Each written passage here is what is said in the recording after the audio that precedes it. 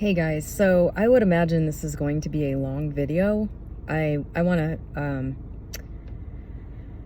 recount some things from the past and then talk about my day on Monday, which was extremely weird, and I'm still not over it. I realize I probably maybe won't understand what the by the way, when I talk about what this is, everybody's going to be like, what's the big deal? But I made a post on YouTube a couple days ago of like resharing an old piece of content from this channel, a conversation that I had with my stepfather in September of 2020.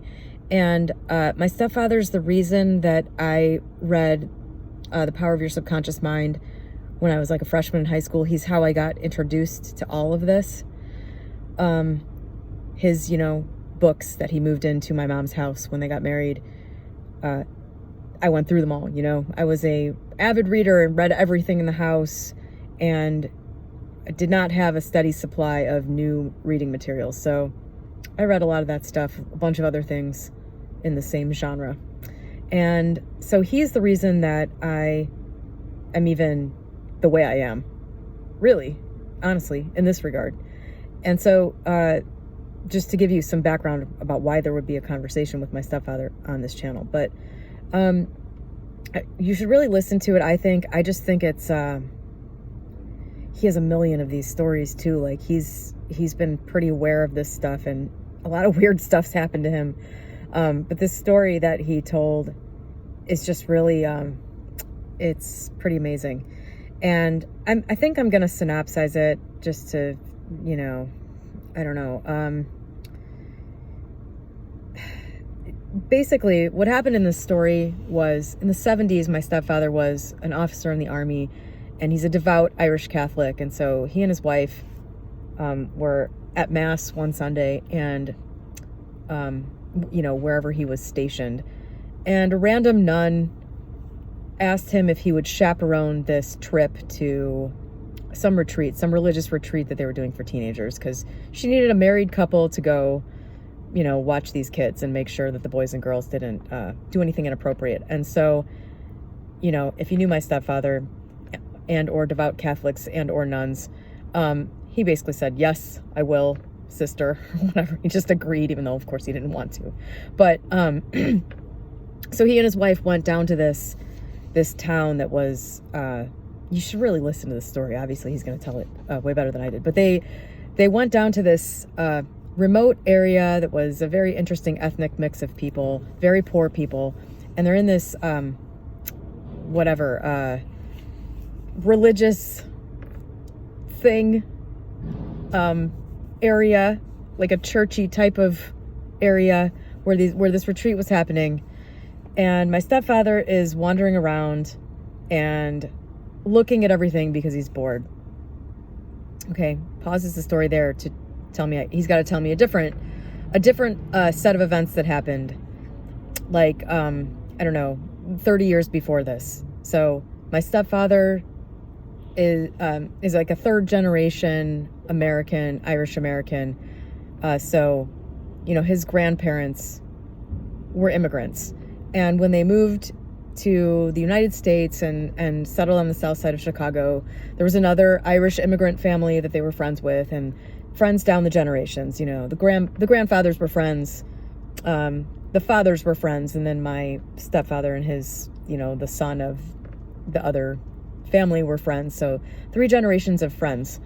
And when the oldest guy, the grandpa of the other family, died, he was a religious, and that's just the way things were back then. Everybody was very tightly knit and,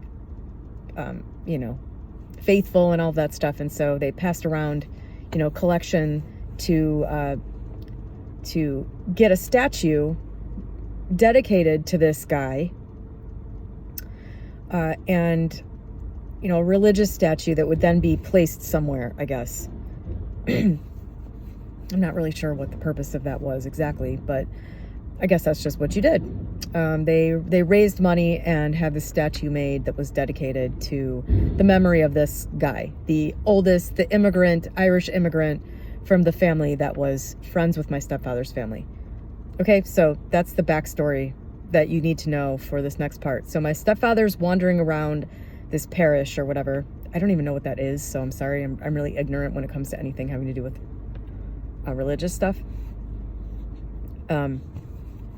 But he's wandering around this church, and there's, he's in this area where there's a big altar, and off to the side, he sees this interesting looking statue and walks up to it and is absolutely blown away to read that the plaque on it is dedicated to this guy. So he's basically standing in front of the statue that, is for a friend of his family thousands of miles away, and at the time he had no idea what the backstory was. He's just in this situation, runs into this statue, and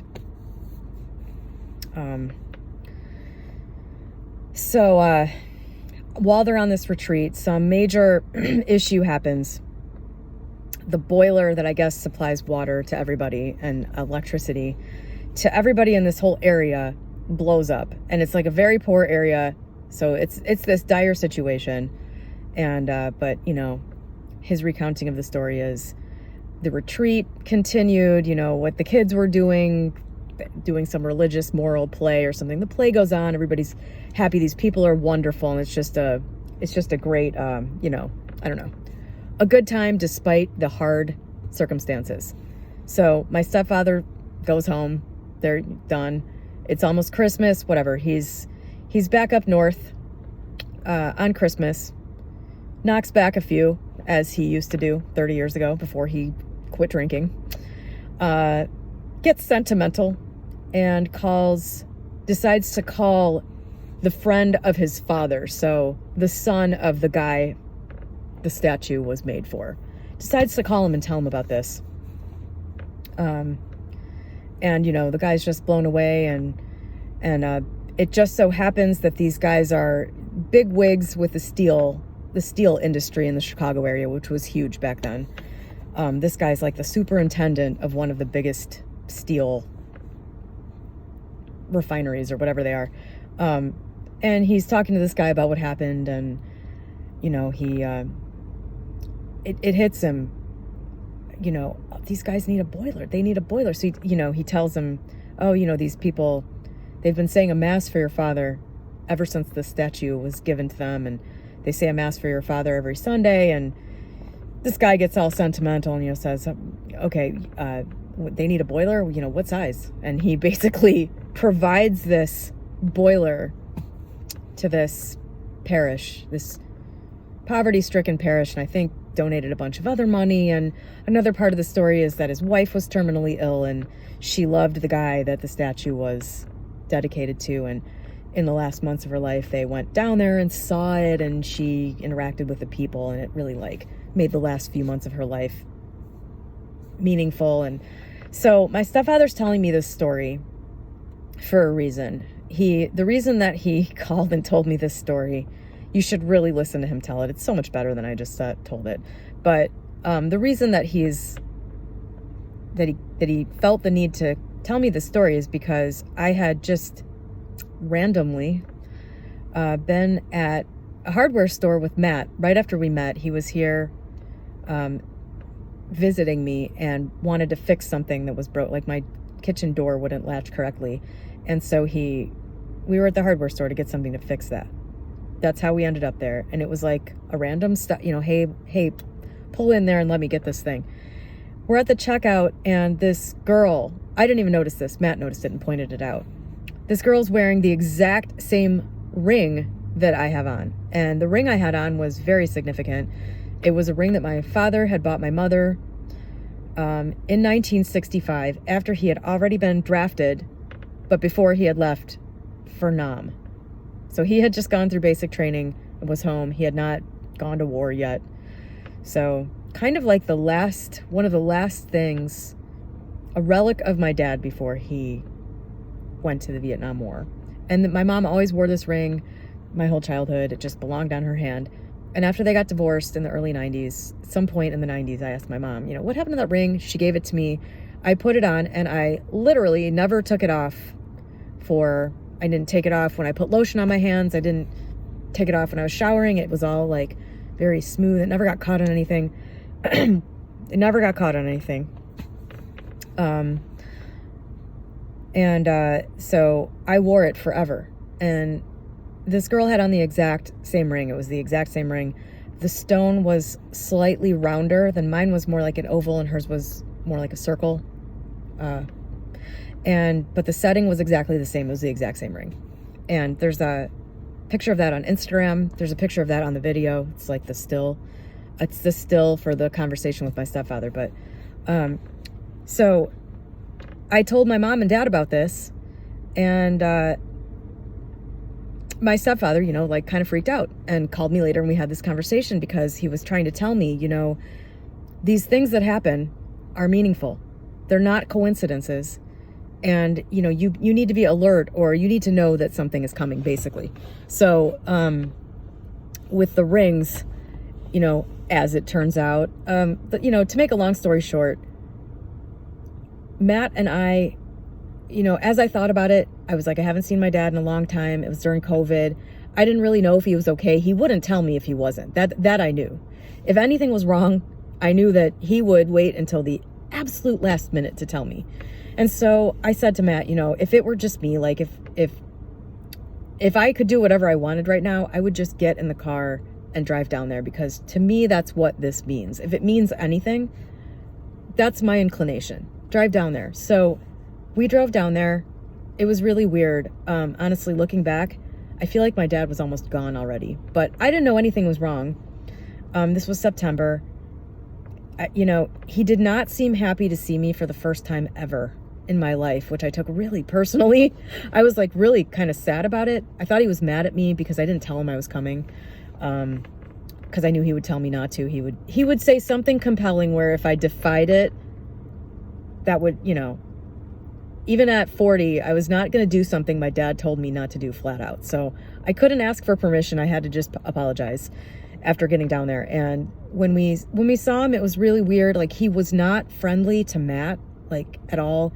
Never, ever had he ever acted like this in my life. He wasn't unfriendly. He just was incredibly uncomfortable and, like, kind of dour. He was a very, like, friendly, and this was just not him. And I thought he didn't like Matt, or he was mad at me, or I don't know what, but we briefly saw him because it was COVID, and he was very paranoid about getting it because of, he had like COPD and stuff, and just was not in great shape, but not dying or anything, not outwardly. But so on the way home, when we were driving home, we stopped at this like sausage emporium that was advertised like the side of the highway.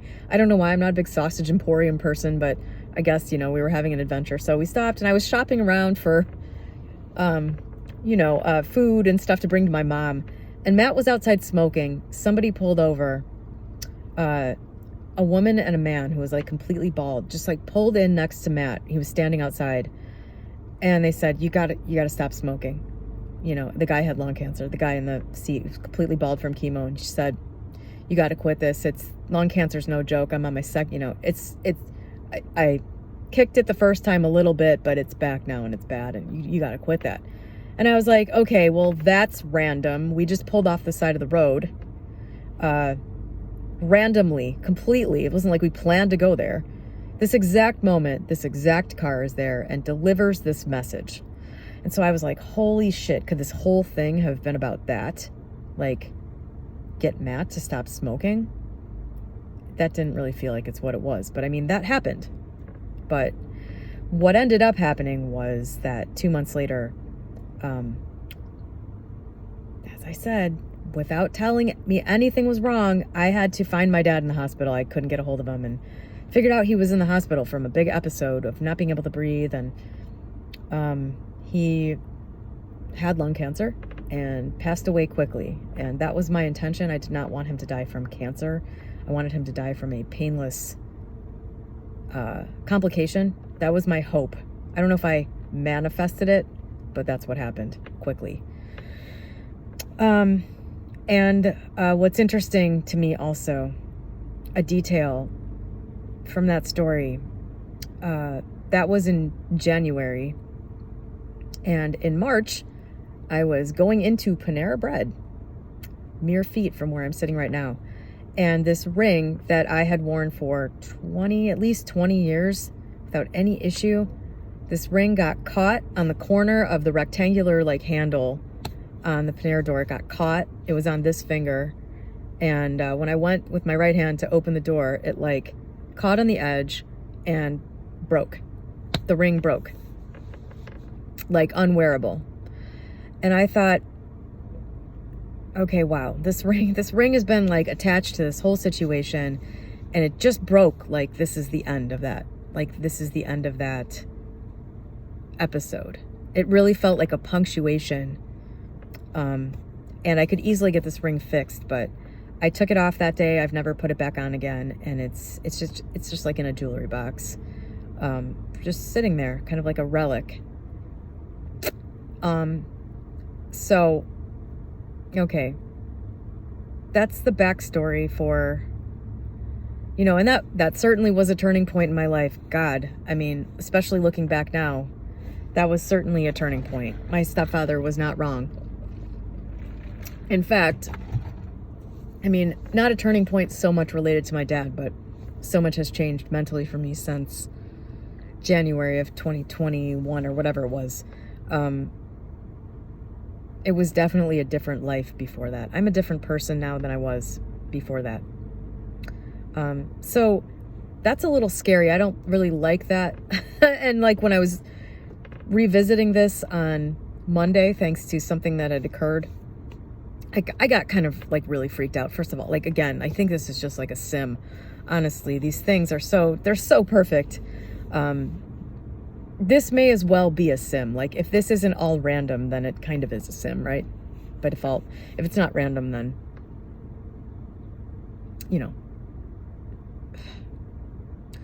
revisiting that stuff, I got kind of creeped out because I was just am I at another sort of turning point? And it's funny because you go through these things and you feel like a better person. You come out on the other side a better person. You look back and you say, would I change that at all from this vantage point of not currently going through it? And the answer is always no. Of course I wouldn't change it. It changed everything for the better. It was rough, but it changed everything for the better. Maybe this is the reason I'm making this video. Maybe somebody needs to hear this. But you don't want to go through it again. If somebody's like, hey, you want another dose of that so you can change even more and things can get even better? You want to go through another really rough thing? I'm trying to integrate this with the fact that I think these things that happen they're not outside of the ideas of manifestation. They're not outside of you're creating everything. I think you're creating everything includes you're creating all of these events, which doesn't mean you need to stop doing that. It just means go with it, go with the flow. You're creating this for yourself. Don't be afraid, you're doing all of this for yourself. And you can see sometimes looking back exactly how you created things, totally unawares that you were doing it. But anyway, so where do I go with this next thing? This video is just for me to talk. This is a video therapy session for me, and to talk about it from a slightly different angle than just sitting in my own mind thinking about it. So, okay. Sunday night, I went to bed feeling really guilty. I was really tired. And my kittens really wanted to play badly. They were dragging their toys over to me and dropping them on me, and they really wanted to play. And I was like, I can't do it. This was at 9:30 on Sunday night. Matt told me that when he came home, he would play with them. He was at work and he was going to be home at midnight or 1. He said, I'll play with them a bunch when I get home. So I was like, okay, I'm just gonna go to bed and let them come in there. Sometimes I lock them out. They're very good about that. But I let them come in there. I was like, maybe they'll just go to sleep with me. Well, at like 2:30 in the morning, they took revenge on me. They dragged all their toys in there under the bed and were playing with them loudly. So I woke up. Matt wasn't home yet. He was still at work. He ended up getting, it ended up taking him way longer to do the stuff he had to do there, which is my fault. But Matt has been absorbed into my empire. And so I woke up and I was up. I had to get up and leave the room and go out into the living room so that they would eventually follow me to get them out from under the bed because they just wouldn't come. So that was like kind of a weird anomalous thing that didn't help. And then I woke up 3 hours later with a raging headache, and I was sitting at like the dining room table where I like, you know, put lotion on and stuff in front of a mirror because my house is so tiny. Matt came out and I was like, this day is not going well. This day is already not going well. Other shit happened. Like I went grocery shopping. They were out of everything I was trying to shop for. Just a bunch of other little shit like that happened. I got to work and a pallet showed up, huge pallet. And we don't have like a forklift. So they have to get, you know, we have to have it delivered by a truck that has the lift gate on the back that drops it onto the ground. The guy didn't have that. There's a reason I'm telling you this. The guy didn't have that. They sent him on the wrong truck, and I was my ex that I work with, Jean, wasn't there to like deal with it. And I was just like, what the hell am I going to do? And the truck guy was like, go next door and ask the people that have a forklift to get it for you. And I was like, how do you even know that they have that? So I went over there to my neighbors that are right next door that have been there for 6 years. I don't know any of their names. I've been so like not unfriendly exactly, but like if we pull up at the same time, I don't say hello. I've just been kind of like, this period of my life since this ring thing has just been like, I don't know, like I'm just like in this bubble. I'm just like, I had the comments turned off here for a long time. Same thing. I'm just like, I don't want to interact with anyone. I don't want to talk to anyone. Like what I'm in the middle of is so intense in a way that I just don't have any energy to interact with anyone. And so I had to go over there and I was just like, I know you guys have done this for us before. They didn't do it for me. I'm just like, could you please get this thing off the truck for me? This guy was so nice about it. The guy that works at the place next door, he was like, don't worry about it. It's not a big deal. Don't worry. Because I thanked him about 400 times. I went into my office and practically had a panic attack. I was just like, why are you so closed off to connecting with other people? Like, what's wrong with you? I just had this big, like, thing. Like, I felt so bad. I didn't even know that guy's name. I know the main guy that owns it. His name is Tom. We've talked to him a bunch of times. But, I went in there. I was like, I know Tom's brother lives here. I'm like, are you Tom's brother? No. I couldn't have picked, honestly. I just felt so bad. It was right in line with the feeling of feeling guilty the night before it was like guilt. I'm letting down my pets. Now it's like, oh wow, I'm asking for help from somebody who I couldn't even like say hello to for the last like 6 years. Like I just felt like shit. And then here's where the incident occurs. And this is probably, again, going to seem like nothing, but I'm already like, remembering it because the second this happened, I was like, this is a sim. This is significant. There's absolutely no fucking way this just happened. And it kind of goes right along with what I was just saying. So it's interesting that it manifested at that moment. The frequency was just right to have this thing show up.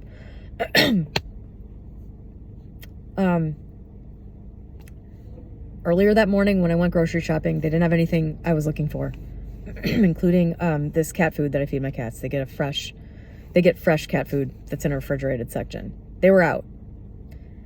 And so my intention was to go to Petco, like right when they open, and get it from there. But this pallet came and prevented that from happening. By the way, the pallet was not supposed to show up that day. It was supposed to show up Tuesday. It came a day early. Don't know why. showed up, prevented me from going and doing that. And so I put it off until it was time to go home and feed my cats at lunchtime, which I go home every day for like an hour now because I'm just trying so desperately not to make the same mistakes with these that all the regrets I have with my previous pets where they didn't get enough attention and didn't feed them good food and all that stuff that happens in your 20s, you know, that then you beat yourself up for the rest of your life, despite your best intentions. So I went to Petco at like 12:45 on Monday afternoon. And I was in and out of there in like 3 minutes. But pause for 1 second, and I'm sure you'll be able to tell where this is going. In the day before Thanksgiving, I am somebody who went to the gym every day pretty much for 5 years up until the day after Thanksgiving. The day before Thanksgiving, somebody tried to talk to me at the gym. I have avoided any kind of connection with anybody at the gym. I don't want to talk to anybody. When I'm there, I'm just walking in my own head. Like, total do not talk to me vibe. Like, I walk fast. Don't stop me. You know, just, I don't want to talk to anybody. And this guy who I see there all the time, he's there every day and he's been there every day for years. I accidentally made eye contact with him and he took that as a sign that I wanted to be buddies. And I'm pretty sure also he thinks I'm single because I don't wear my engagement ring to the gym. So he just like stopped me and introduced himself, asked what my name was. And I was like horrified. I mean, what am I going to say? Don't ask my name. I don't want to talk to you. So like I made conversation with him because I'm a friendly person. Like if you actually talk to me, if I actually talk to you. But then, you know, I went to the gym the next morning, Thanksgiving, thinking nobody would be there. He was there. And once again, you know, asking me more questions. What are you doing for Thanksgiving? Like really trying to get a conversation going that I did not want to be having. And it's just like this thing, like I was just saying, for the last like 5 years, it's just like, I don't have the energy to connect with other people in that way. Just no desire. Anyway, whatever. So I just said, you know what?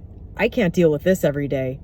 I guess I'm not going to the gym for a while. And it just so happens that the day after Thanksgiving is when my busy season at work really like starts. And this year I was so busy, like all over the office all day. I wear a Fitbit and I'm walking like 20,000 paces a day or whatever. And so I was like, well, it's cool. I really don't need to go to the gym right now. I'm too busy anyway. I don't really have time and I don't really need to go. I'm getting plenty of exercise at work. So I haven't been to the gym since Thanksgiving. And in the 3 minutes I was in Petco on Monday afternoon, this guy appeared next to me. This guy from the gym who I've thought of a whole bunch of times over the last couple months because every time I consider going to the gym or think about starting to go back to the gym, I'm like, yeah, but that guy's there. And it hasn't been long enough to reset that conversation for him to like go away. I was just like, I'm never going to be able to go to the gym at 6 a.m. again because that guy's always going to be there and he always is going to want to talk because this guy's like a social guy. He knows everybody. And I was just like, I can't handle it. I don't want to have a social interaction at 6 a.m. at the gym. I never want to have a social interaction at the gym. I thought of him a bunch of times because I thought of the gym every day probably. And while I'm in Petco, he shows up. I mean, in the exact part of the store, I walk right to the refrigerators. I'm looking through everything, trying to find my cat food. And I hear, Maggie? Hi. And I look over and it's this guy. And the second I saw him, like my blood ran cold. And not because I think he's a perfectly nice guy, by the way. Like, there's no basis in anything for this. Maybe I'm a little uncomfortable that he might think I'm single, but I mean, that would be remedied by just wearing my ring to the gym, which isn't a big deal.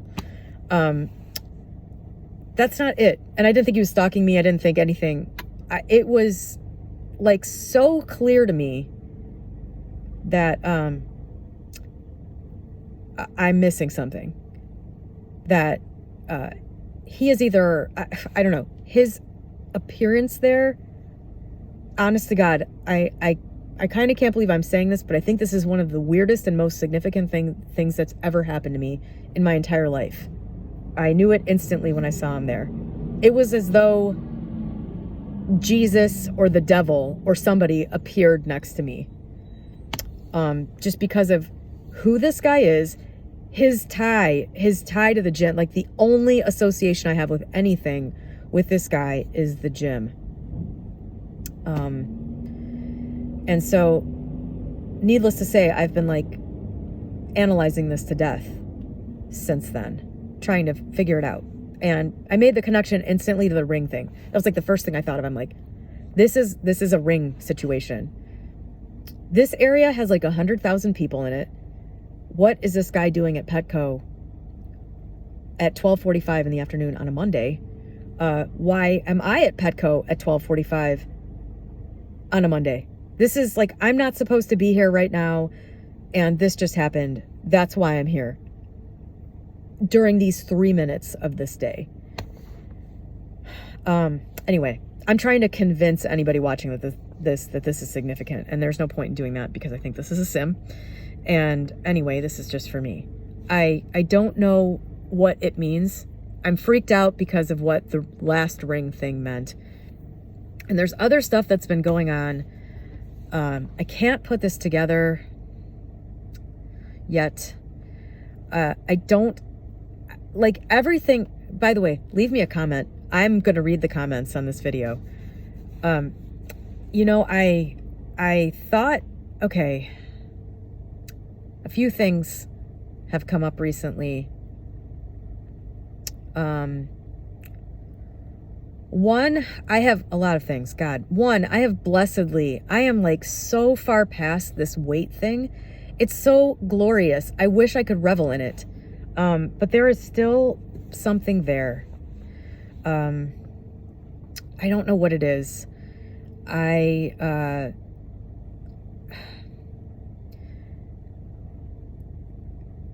the number on the scale, the way I look physically, this stuff is just, it's such a non-issue at this point. I can't even believe I've gotten to this point, honestly.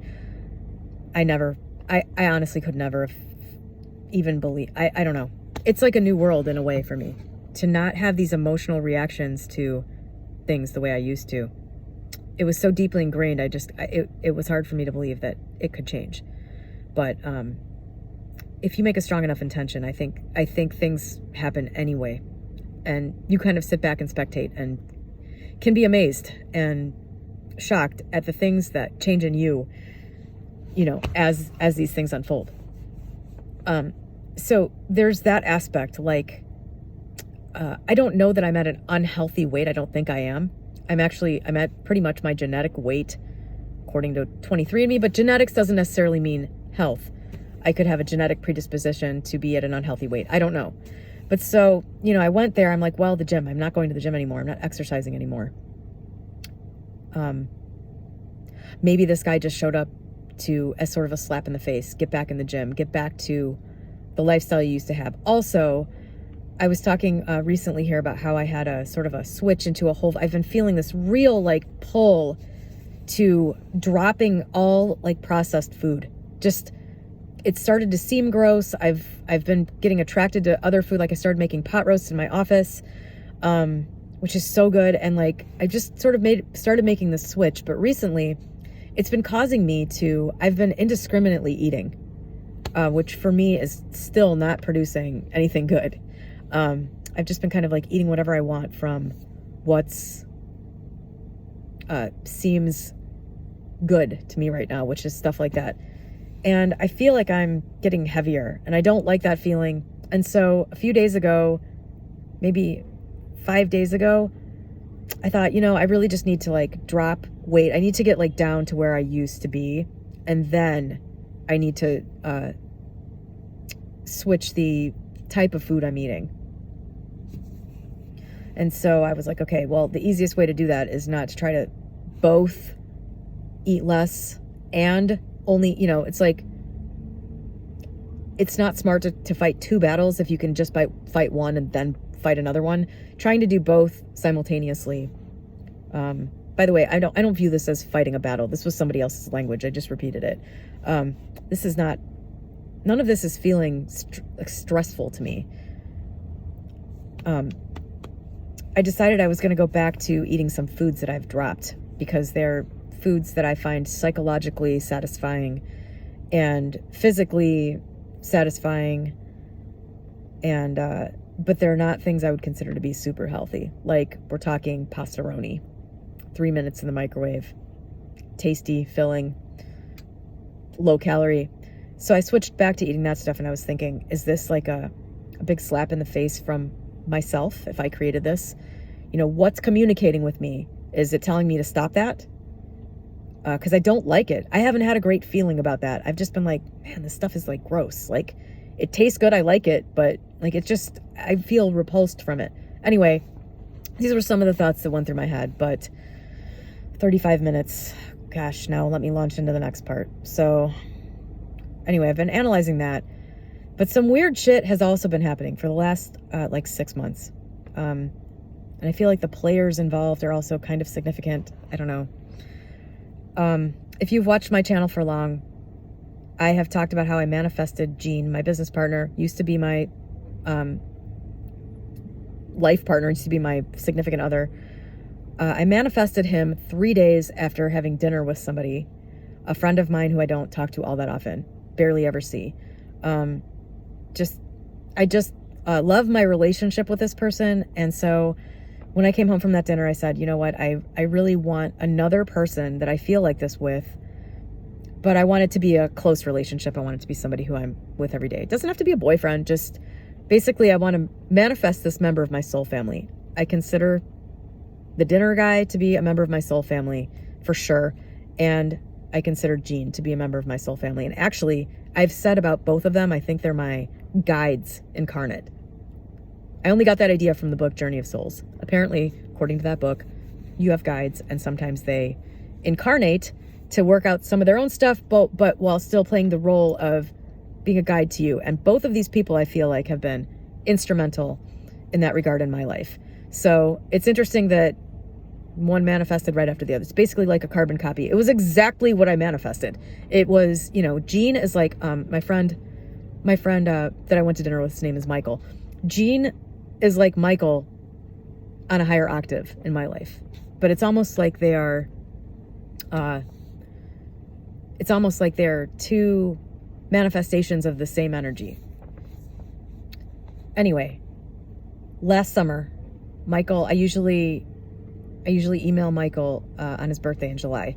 So we started talking back and forth, and it turns out that his wife has breast cancer. So we were talking about that in Gmail. So Gmail is watching. Gmail is reading my email. And then I don't know if this was a result of Gmail reading my email, but not long after that, I read about Jenna Fisher from The Office having breast cancer. And I made the I think I had forgotten about my conversation with Michael, but the Jenna Fisher breast cancer thing kind of freaked me out. It's a rare thing, rare form of breast cancer or something, I think. I don't really remember the details, but all of a sudden I started getting all kinds of breast cancer stuff on everywhere. I just started noticing it everywhere. I started seeing, like, Facebook would like give me ads or something. And I was like, at the time I thought, holy shit, like, has the tech that Facebook has developed in order to make advertising money, has that tech developed to the point where it has monitored me? I'm not on Facebook that much, but I'm like, has it monitored me to the point that it knows something I don't? Like, am I displaying the same types of behavior as people who have breast cancer? Do I have breast cancer? I was like freaking out. And then my friend Michael also was like, you know, have you gone and done any of the preliminary stuff you need? Like, are you getting checked out for this regularly? And of course, the answer to that is no. I haven't been to the doctor since I was like 19 for anything, really. And so he's like, well, you know what? I'll just every time I email you, I'm going to be super annoying and ask you if you have set an appointment yet. And he has faithfully stuck to that. And we've been talking a lot more over the last 6 months. And he's just randomly emailing me regularly saying, so when's your appointment? Did you call yet? And so this has like been happening. And then when was this? I don't know. It was like maybe 3 months ago. So last July is when this breast cancer stuff all started. And then I decided one morning to rando-naut, like 6:30 in the morning. I don't remember why, but I was like, I think I want to be popped out of the matrix right now. I don't want to go on my exact same roads and do it. I'm going to have rando-naut pop me out. That was about it. I was like, put me somewhere. I don't think I had any intention, but I was just like, put me outside the matrix. And the rando-naut took me to a tiny cemetery behind a church. You can't see any of this stuff from the main road. I knew where it was. It's not very close to my normal areas, but it's in an area nearby. And so I knew where it was on the map, but I'd never seen it before. And you basically have to drive behind the church on this little road, and the cemetery is like walled in with a half wall, brick wall thing. And I drove in, and the first thing I said, I'm going to make this picture the cover for this video, or whatever, the image, the thumbnail. The first thing I see is a gigantic headstone that says Doctor. That's the name of the person. Doctor. And I thought, oh, fuck. I was like, by the way, of course I didn't act on this at all. Didn't do anything. Just saw this headstone. Doctor. Took a bunch of pictures. Then I was driving through the cemetery, and it was really interesting, actually. There was a bunch of well-known names, historical names from this area. A bunch of the people are buried there in this tiny little cemetery, never heard of, way out of the way, weird. There's a whole woods named after one of the people. That person was buried there. But a bunch of people from the 1800s. Really interesting. And as I'm leaving, I noticed a headstone with the inscription, like a big letters, quote, "I feel so alive!" exclamation point. And I just thought, that just kind of smacked me. I thought, wow, somebody died, and I feel so alive was what their family put on their headstone. So I took out my camera, took a picture of it, and went to look at it. And it's somebody that I know who died from high school. I didn't know this person personally, but they're connected to people that I know. And so when this happened like 20 years ago, it was just like big news. And back then Facebook was just everybody talking to each other, no ads, no bullshit. You saw everything everybody posted, and everybody was talking about this. And this guy had died young, very young, obviously. And he had just kind of like keeled over. As far as I know, it wasn't anything where he wasn't like on drugs. He wasn't like, it was like some weird freak one-off, just like, things that happen, like brain aneurysms that can just kill you at any time. I don't know if that's what it was, but obviously everybody was devastated. He had just gotten married, and just one of these larger than life people. You always hear about this, like the people that die young. It's always like somebody awesome, they just check out. They come here, they have this bright light, and they check out. And so I was when I saw this headstone, I didn't know he was buried there. I didn't even know I was taking a picture of his headstone. And so I went and I was looking at his obituary, and I was reading all the comments in the comment book, which were like, there were a million, and what everybody talked about. There were a bunch of things that everyone talked about with this guy, but he was always about taking a walk. He was like ripped, and he's like, I'm ripped because I walk for an hour every day. And so, I don't know if this is all coming full circle, because it's interesting to me that this person that was connected to this rando-naut, where I saw a doctor, I don't know if that's because I'm sick and I'm dying or something, or because it's just an out picturing of my mind. But it's interesting that, this guy has this trait where he goes for a walk every day for like an hour, just like me, just like I was doing. And then this guy shows up in Petco, this guy that I associate with my hour-long walk. And all these things are kind of tying together in my mind. I don't know what any of it means. I can't believe it could be as simple as go back to the gym and keep walking for an hour every day. I don't know. Maybe that was saving me from getting breast cancer. Maybe that was saving my life.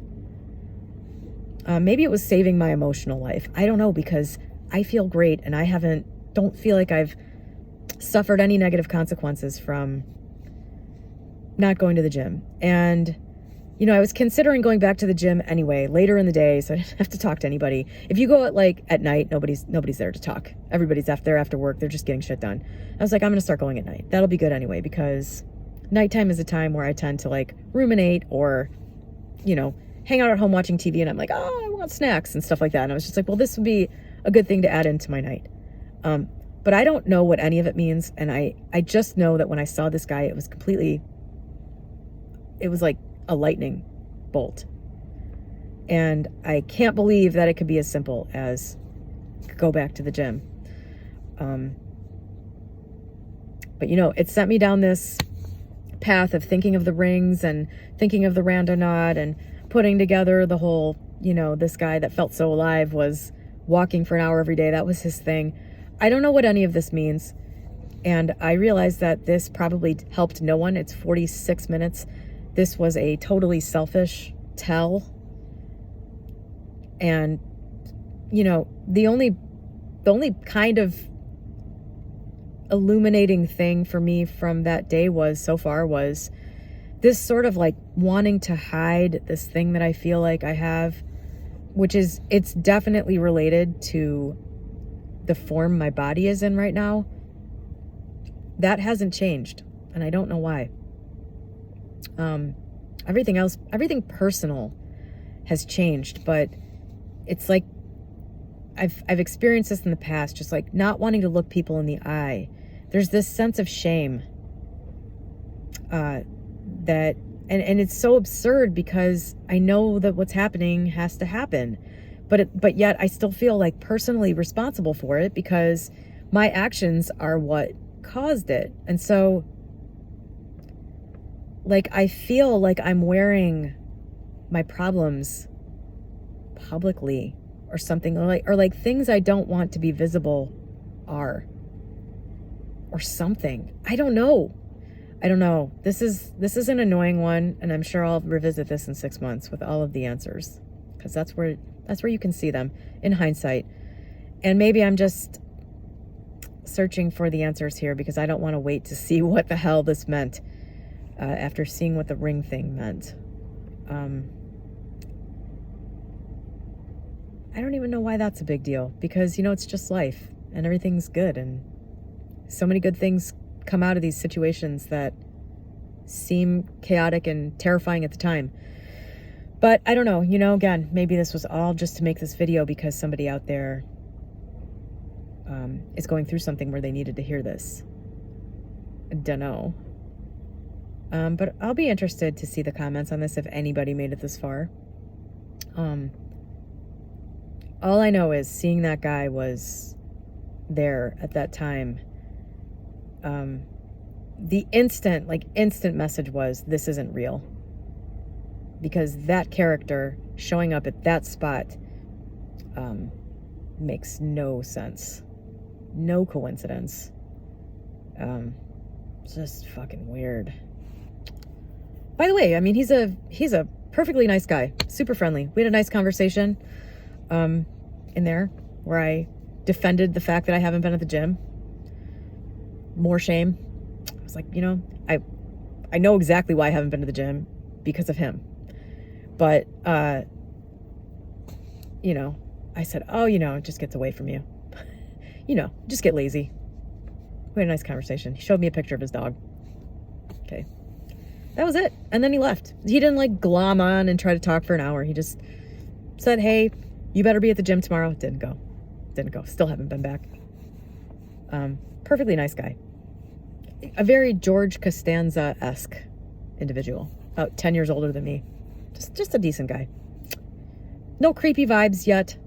So I don't have any really good reason for this other than my past creeper experiences at the gym. I don't have any really good reason to be this averse to speaking to anyone at the gym. I mean, I realize like women don't like to talk to people at the gym. This isn't a singular experience for me. I get that, but I'm a pretty friendly, open person. So my reaction to this and my repulsion from having anything to do with talking to anybody at the gym is not, this was a, you know, I don't know. The bottom line is, I don't know. But yeah, I don't know. You should listen to that conversation that I had with my stepfather. It was pretty interesting. So that's it. I'm going to leave this here. I'm sorry. This video was a pure talk through it for me. And I guess we'll see what happens. If anybody gives a shit, I'm probably going to delete this video in a couple days. So, but that's not going to help anybody to know because you already watched it if it got to this point. So anyway, have a great day. Bye.